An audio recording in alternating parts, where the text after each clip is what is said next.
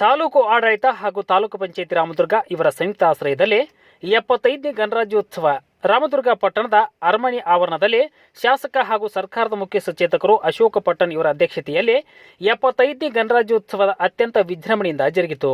ಇನ್ನು ಧ್ವಜಾರೋಹಣ ನೆರವೇರಿಸಿ ಮಾತನಾಡಿದ ತಾಲೂಕಾ ದಂಡಾಧಿಕಾರಿಗಳು ಹಾಗೂ ತಹಶೀಲ್ದಾರರಾದ ಪ್ರಕಾಶ್ ಹೊಳ್ಯಾಪಗೋಳ್ ಸಮಾಜದ ಪ್ರತಿಯೊಂದು ವರ್ಗಕ್ಕೂ ಸಂವಿಧಾನದ ಬಗ್ಗೆ ಅರಿವು ಮೂಡಿಸಬೇಕೆಂದು ತಿಳಿಸಿಕೊಟ್ಟರು. ತದನಂತರ ಶಾಲಾ ವಿದ್ಯಾರ್ಥಿನಿಯರಿಂದ ಸಾಂಸ್ಕೃತಿಕ ಕಾರ್ಯಕ್ರಮಗಳು ಜರುಗಿದವು.